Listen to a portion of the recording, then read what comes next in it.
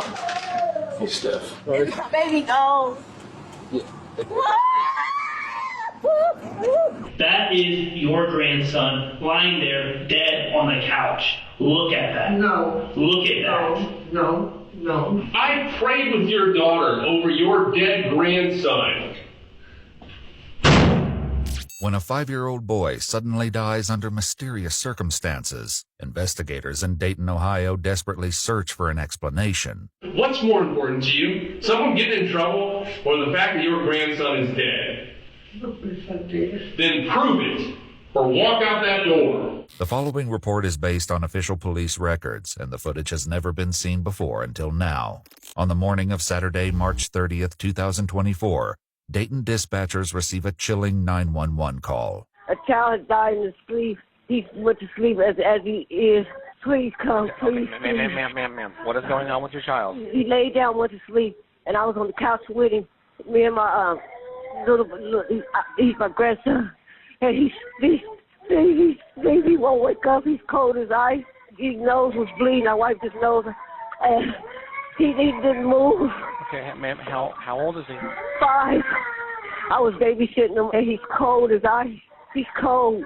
He won't move. There's no breathing at all or anything? No, nothing at all. Oh, please. I called his mom. She's on her way. Oh, God. Is somebody coming? Yes, Somebody Stephanie. coming? Was that Stephanie? As soon as we put the phone on, we had help on the way, okay? Okay. We're going to do what we can to help you, okay? Okay, thank you. The child would later be identified as 5-year-old Charles Anthony Brown. Police and paramedics arrive to the scene, but it quickly becomes clear that the young boy is beyond any hope of resuscitation. It's other two.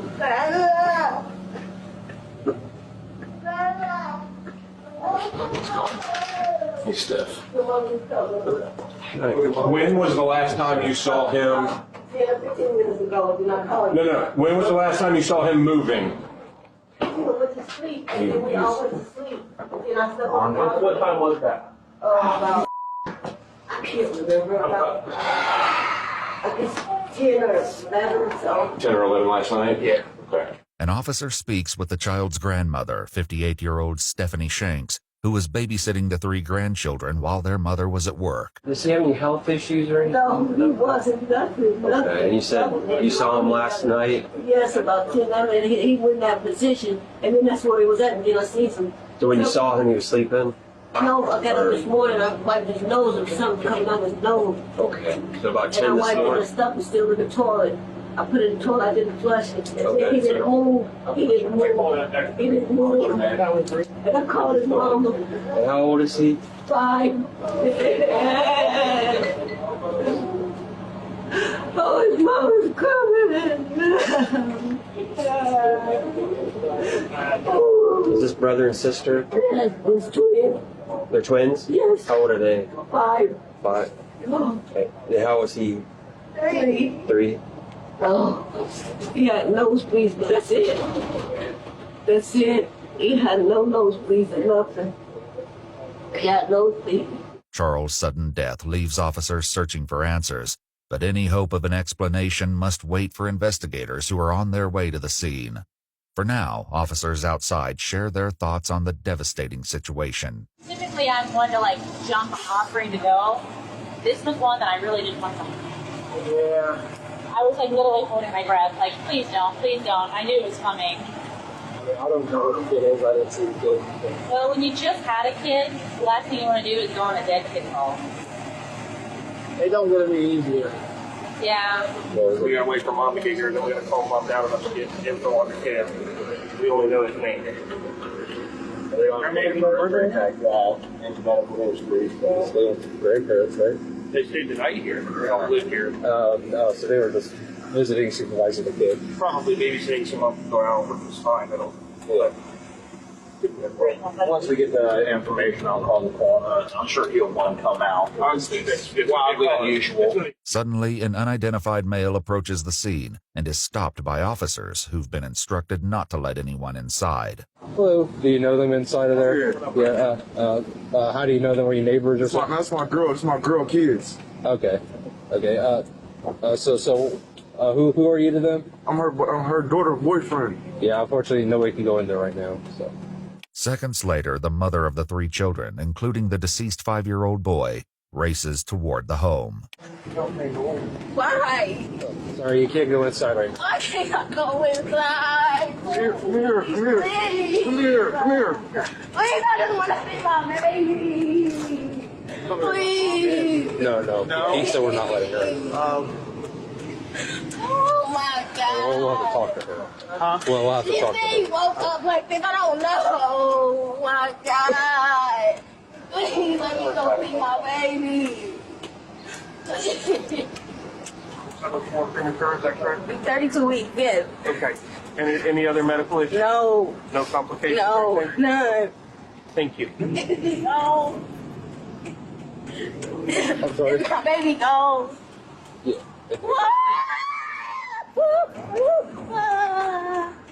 Inside the house, the grandmother agrees to sign a consent to search the home, and investigators are brought up to speed on the situation. Grandma put him down in bed 10, 11 last night. That's when she last saw him out here asleep on the couch. This morning before she called, said she described it as a bloody nose. Wiped it up. The tissues are still in the toilet. And noticed he wasn't responding. Called 911. Just kind of looks like he aspirated. Does everyone live here, or Grandma just babysits? Grandma watches the kids every weekend, she says. Okay. She was sleeping on the couch with the 2 boys. She said the girl was asleep in the bed. She was sleeping on the couch with them? She said she was on the couch with the 2 boys. After completing their search, investigators uncover a shocking clue that may explain Charles's sudden death, which lands Stephanie in an interrogation room. Before confronting her with their findings, they first question her about the events of the previous day. She explains that she usually watches the children every Saturday and Sunday while their mother works, but this time she took them in on Friday morning because their daycare was closed for Good Friday. She describes their day and evening as typical, where the children played in and out of the home until nightfall. 10 or 10:30 or 11, something like that. Little Charles came and said, "Mom, I'm tired, I'm sleepy." I said, "Well, get up on the couch and lay down and go to sleep." What did he look like when he said I was tired? He didn't really look, he looked tired in the eyes, but he didn't look like, nothing I would notice. Was he acting weird? Was he like stumbling or maybe like nodding off? No, he was just tired, just moving slow. He wasn't nodding off? No. Okay. Stephanie gives one of the investigators permission to go through her phone, while the other prepares to confront her with what they found inside her home. Can you help me understand all the straws and stuff that are laying around? And the white powder and substances that are laying around? Well, that was from me doing boy earlier then, but it wasn't me doing boy now. Okay. You doing boy earlier as in when? Friday. And just for clarification, boy is heroin, correct? Uh-huh. When on Friday were you doing it? That morning. That morning? Before they got there. What, around what time? About 7. I had it that night, but I did it that morning. Because I didn't know I had to watch the kids. I thought I had to watch them at... I get that, yeah. You thought you had an extra day. Yeah. I get it. So I did it. Based on the evidence and her own admission, the investigator poses a devastating theory. I think that Charles overdosed. No, he didn't overdose. That's my suspicion. All right, now we're going to find out some more when he goes to an autopsy. All right, we're going to find out some more from his blood results. But it wasn't nothing in there when he went in the bedroom. I had did it all. It wasn't nothing but dust on the thing. That's all that was on there. So when was he in there? He wasn't in there. He was not in there. The little girl, she went in there late that night. It was gone in. Mm-hmm. And it was all off the straws and everything. I licked the straws because I didn't have no money. Mm-hmm. That's why I did that. When did you lick the straws? 3 days before. 3 days before? Yeah. Because I'll be honest, there was residue in the cigarette pack that you had with the straw on the table. But it wasn't nothing in the cigarette pack. Honestly, I'll tell you the truth. It wasn't. And here's the thing, like I know that there might not be very much, or not an amount that you would ever pay for, or not an amount that you would consider to be anything. But you and I both know that drugs to an adult, drugs to someone who uses regularly, that's going to be a different amount than someone who's small. Now, you might have had it on your fingers, you might have had it on that table, you might have had it on other things. But the thing is that you regularly have heroin in that apartment. Is that accurate? Yeah, that's accurate. Yeah. And But go ahead. But it wasn't nothing in there, but dust in there. But how could dust even do anything to him? And so when we say heroin, it's not the heroin that we are talking about from, the 90s. Okay. There's so many different forms of opioids that are killing people, and ultimately we will probably find out that this is some type of fentanyl. So you don't have to have grams to kill micrograms, especially for someone who is only 30 pounds. It's a huge amount. Despite the explanation, Stephanie still seems to struggle with accepting the possibility. If we find that there's some heroin, correct. If we find heroin in his body, would you agree with me that you're right? Yes. Okay. We're going to do all that. We're going to pull his blood and we're going to identify what substances are in his body. Okay. But I can tell you that he didn't just die this morning. Based on how he looked, his body had already started to decompose. He had been dead for some time. The investigator questioned Stephanie about where she obtained the substances. She claimed she purchased them from a man named Greg, but her reluctance to share more information about him causes the interrogation to grow increasingly more intense. You want to give me some more information about Greg? Well, I don't know him that well. How did you get a hold of him? I don't know. Here's the thing. Here's kind of what's going to change my opinion about you, okay? And I'm just going to be real honest, all right? Because I saw your daughter's broken heart when she saw her deceased, her dead son, who had been dead for hours, okay? I saw your grandson who had been dead for hours. Hours earlier, neighbors, friends, and family stood witness to the grieving mother's reaction when her son's body was moved to the coroner's van. Oh, no. Oh, my God. Oh, my God. Please, no, nobody back there. No, nobody back there.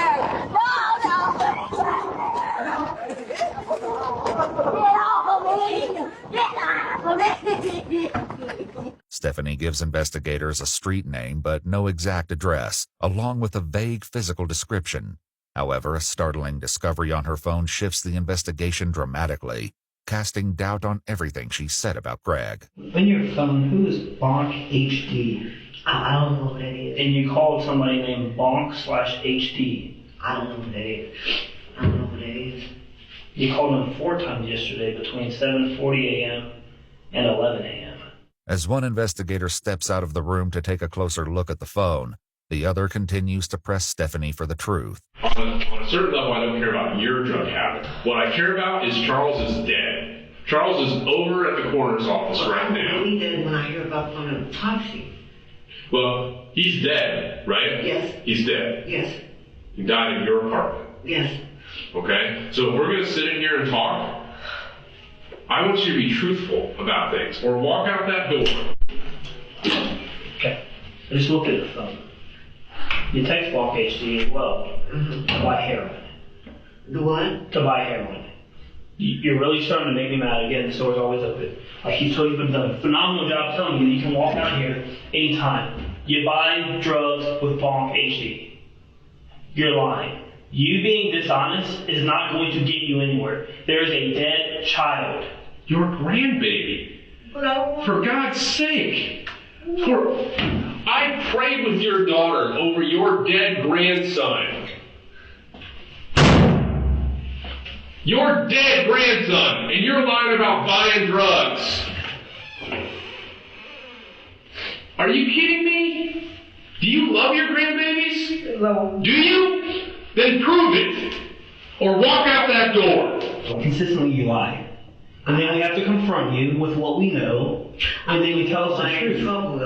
It doesn't matter. There's a dead baby. There's a dead baby. You for trying not to get yourself in trouble, but we have to look at this That is your grandson lying there dead on the couch. Look at that. No. Look at that. No.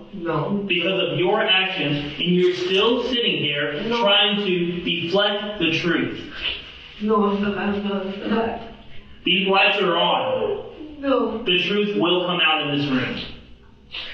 Someone will be held responsible for this dead child. It's unacceptable. And what frustrates me the most is that you are unwilling to take accountability for what has happened. You have given us partial truths.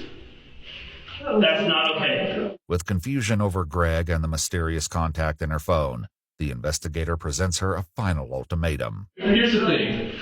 At the end of this, my partner and I, you, whenever you're done, we're going to walk out of this room, all right? We're going to go back to our families, all right?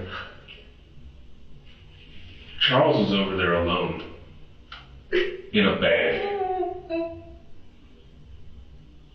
And tomorrow morning, my partner and I are going to come in here on Easter morning, Resurrection Day, and we're going to watch the examiners examine your grandchild's baby, your grandchild's body. All right? I'm not worried about people getting in trouble and all this. All right? What I'm worried about is the truth, and actions have consequences. You know that. That's why you've been lying to us. No, I've been lying because I didn't want to get nobody in trouble. What's more important to you? Someone getting in trouble or the fact that your grandson is dead? My grandson dead. Then prove it or walk out that door.